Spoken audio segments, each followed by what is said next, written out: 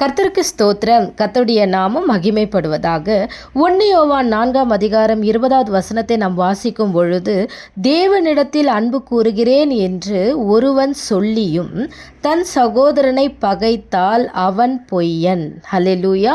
தான் கண்ட சகோதரனிடத்தில் அன்பு கூறாமல் இருக்கிறவன் தான் காணாத தேவனிடத்தில் எப்படி அன்பு கூறுவான்? கர்த்தருக்கு ஸ்தோத்திரம். இவ்வளோ ஒரு அழகான ஒரு வார்த்தை பாருங்களேன். கர்த்தருக்கு ஸ்தோத்திரம்.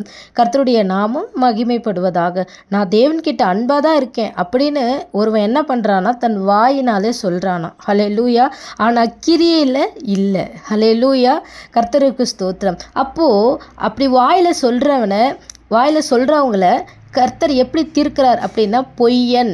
கர்த்தருக்கு ஸ்தோத்திரம். பொய்யன், அப்படி பொய் பேசுகிறாங்க அப்படிங்கிறத ஆவியானவர் தெளிவுபடுத்துகிறார். கர்த்தருக்கு ஸ்தோத்திரம்.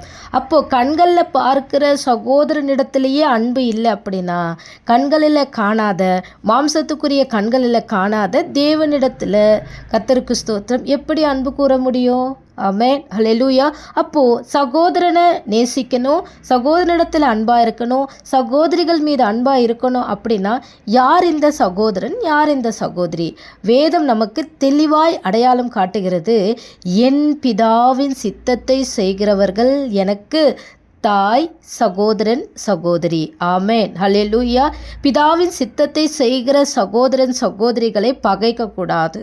கர்த்தருக்கு ஸ்தோத்திரம். ஆமென். அப்படி பகைத்தால், அப்படி ஒரு எரிச்சலோ கோவமோ, ஹல்லேலூயா, அவர்களை பார்க்கும் பொழுது பொறாமையோ வெறுப்போ வந்தால், ஹல்லேலூயா, அவர்கள் தேவனுடைய பார்வையில் பொய்யன். என்னதான் ஆராதித்தாலோ, பாட்டு பாடினாலோ, அதிக வசனிப்போடு ஜெபித்தாலோ, ஹல்லேலூயா, கர்த்தருடைய பார்வையில் பொய்யன். பொய் பேசுகிறவர்களை கர்த்தர் அழிப்பார், நியாய தீர்ப்புக்கு கொண்டு போவார் என்று சொல்லி வேதத்தில் நாம் வாசிக்கிறோம். பொய் நாவு கர்த்தருக்கு அருவருப்பு என்று சொல்லி நம்ம வேதத்தில் வாசிக்கிறோம். வெளிப்படுத்தின விசேஷம் 21ஆம் அதிகாரம் 8ஆம் வசனத்தை வாசிக்கும் பொழுது, பொய் பேசுகிறவர்கள் பொய்யர் அனைவரும் 2ஆம் மரணமாகிய அக்கினியும் கந்தகமும் எரிகிற கடலிலே பங்கடைவார்கள் என்றார். ஹல்லேலூயா. இந்த கடைசி நாட்களில் நம்ம இருக்கிறோம். பிதாவின் சித்தத்தை செய்கிறவர்களோடு சிநேகிதம் இருக்கணும், பிதாவின் சித்தத்தை செய்கிறவர்களோடு ஐக்கியம் இருக்கணும், சத்திய சம்பாஷணை இருக்கணும், வேத வார்த்தைகளை வசனங்களை தியானிக்கணும், இணைந்து ஜெபிக்கணும், ஆராதிக்கணும் என்று இந்த ஆவிக்குரிய ஐக்கியத்தை நம்ம விடக்கூடாது என்று சொல்லி பரிசுத்த ஆவியானவர் நமக்கு ஆலோசனை கொடுக்கிறார். கர்த்தருக்கு ஸ்தோத்திரம். தாயிடத்திலும் சகோதரனிடத்திலும் சகோதரிடத்திலும் அன்பாய் இருங்கள். கர்த்தர் உங்களை ஆசீர்வதிப்பாராக. ஆமென்.